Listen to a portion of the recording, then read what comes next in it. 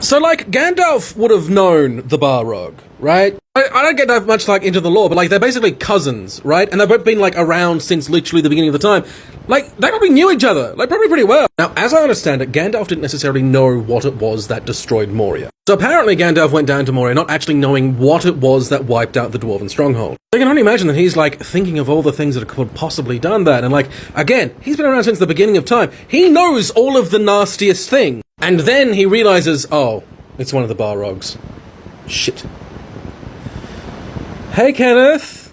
How's it going? Still mad, alright. As I understand, like, the backstory of Lord of the Rings, there's, like, the creator god, and then there's, like, the 14 lesser gods, right? And then, each of the lesser gods have, like, an indeterminate number of Maiar, which is what Gandalf and the Balrogs are. Also Sauron, I should have added Sauron. Sauron's one too. So apparently the lore is quite vague on, like, how many Maiar there actually are, but apparently each of the 14 had, like, a people of Maiar. So whether that's, like, thousands of, like, or, like, a civilization's worth, or, like, just an entourage of, like, a couple, we don't know. Apparently it was stated, however, that there were only, like, 3 to 7 Balrogs. And again, around since the beginning of time, Gandalf probably knew them all. Like, okay, so there's Kenneth and Craig and Jeremy and Mark, and, like, all of the Maiar are very powerful spirits, and the Balrogs in particular, because they're, like, committed themselves to combat. So Gandalf realizes that they can't go over the mountain, they're gonna have to go through Moria. But he knows that something wiped out all the dwarves. Something very specifically referred to as Durin's Bane. So he'd be, like, racking his mind, being like, what could Durin's Bane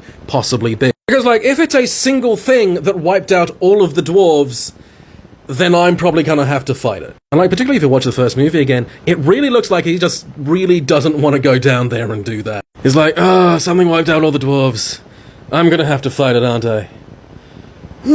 So then he realizes that it's one of the Balrogs. At which point he would understand, it's like, yeah, this is one of the Balrogs. These are among the most powerful things in the universe. And they're running, and I really like the idea that, like, they maybe knew each other. And, like, let's say that there were, like, the whole 7 Balrogs. He's, like, running through the 7 Balrogs and being like, okay, I really hope it's not Mark.